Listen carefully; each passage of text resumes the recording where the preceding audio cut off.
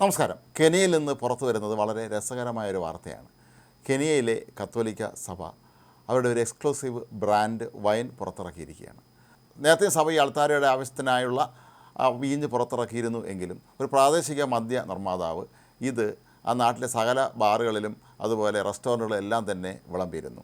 ഇത് ഈ വീഞ്ഞിൻ്റെ പവിത്രത ഇല്ലാതാക്കും എന്ന് വ്യാപകമായ പരാതി വിശ്വാസികളിൽ നിന്ന് ഉയർന്ന പശ്ചാത്തലത്തിലാണ് ഇപ്പോൾ പുതിയ വീഞ്ഞ് പുറത്തിറക്കിയിരിക്കുന്നത്. മാസ് വൈൻ എന്നാണ് ഈ വീഞ്ഞിന് പേരിട്ടിരിക്കുന്നത്. ഈ വീഞ്ഞിൻ്റെ കുപ്പിയിൽ ഇത് സഭ ഔദ്യോഗികമായി അംഗീകരിച്ചതാണ് എന്ന് സൂചിപ്പിക്കുന്ന ചില മുദ്രകളൊക്കെ തന്നെ അതിൽ ഉണ്ട്.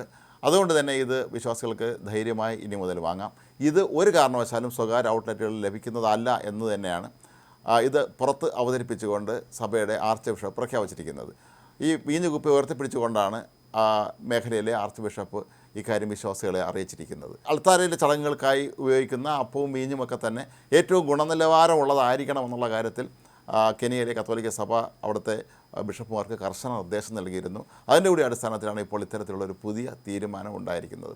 വിശ്വാസികളൊക്കെ തന്നെ ഈ ഒരു പുതിയ നീക്കത്തെ സ്വാഗതം ചെയ്യുകയാണ്. അവർ പറയുന്നത് നേരത്തെ ഈ ബാറുകളിലും റെസ്റ്റോറൻറ്റിലും എല്ലാം തന്നെ ഈ ആത്മീയമായ ആവശ്യത്തിന് ഉപയോഗിക്കേണ്ടുന്ന വളരെ ആത്മീയ പ്രാധാന്യമുള്ള വിശുദ്ധമായ ഈ ഒരു വീഞ്ഞ് വിളമ്പിയതിനെ തുടർന്ന് അതിൻ്റെ പവിത്രത പൂർണ്ണമായി ഇല്ലാതായി തീർന്നിരിക്കുന്നു. അതുകൊണ്ട് തന്നെ ഈ പുതിയ വീഞ്ഞിൻ്റെ വരവ്, അതായത് മാസ് വൈൻ എന്ന ഈ പുതിയ വീഞ്ഞിൻ്റെ വരവ് തങ്ങൾക്കേറെ സന്തോഷകരമാണ് എന്നാണ്.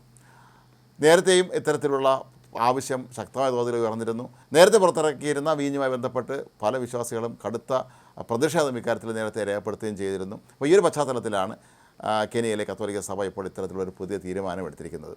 അതുപോലെ ഈ വീഞ്ഞ് വിതരണം ചെയ്യുന്നതിനായി പുതിയ ഔട്ട്ലെറ്റുകൾ കണ്ടുപിടിക്കാനും അതിൻ്റെ വിതരണ സംവിധാനങ്ങളൊക്കെ തന്നെ മെച്ചപ്പെടുത്താനുമൊക്കെ നിർദ്ദേശങ്ങൾ മുന്നോട്ട് വയ്ക്കാൻ പ്രാദേശിക ബിഷപ്പുമാരോടും സഭ ആവശ്യപ്പെട്ടിട്ടുണ്ട്. കെനിയയിലെ ജനസംഖ്യയിൽ വലിയൊരു വിഭാഗം ക്രൈസ്തവരാണ് എന്നുള്ളതാണ് മറ്റൊരു പ്രധാനപ്പെട്ട കാര്യം. കെനിയയിലെ 50 ദശലക്ഷത്തോളം വരുന്ന ജനസംഖ്യയിൽ ഏതാണ്ട് 80% ക്രൈസ്തവർ തന്നെയാണ്.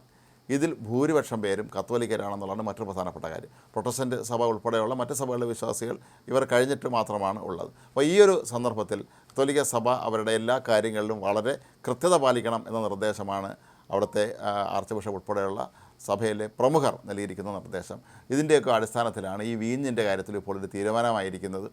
സഭ തന്നെയായിരിക്കും ഇനി ഈ വീഞ്ഞിൻ്റെ നിർമ്മാണവും വിതരണവും എല്ലാ കാര്യവും നിയന്ത്രിക്കുക. ഇത് ഒരു കാരണവശാലും പുറത്തുള്ള സ്ഥാപനങ്ങളിൽ, കടകളിലെ ബാറുകളിലൊന്നും തന്നെ ഇനി മുതൽ ലഭ്യമാകില്ല എന്നുള്ള കാര്യത്തിൽ ഉറപ്പ് നൽകണം എന്നാണ് ആർച്ച് ബിഷപ്പ് മറ്റ് വൈദികരോട് ഇപ്പോൾ ആവശ്യപ്പെട്ടിരിക്കുന്നത്. കെനിയയിൽ ഈ വീഞ്ഞിനെ ദിവായ് എന്നാണ് അറിയപ്പെടുന്നത്.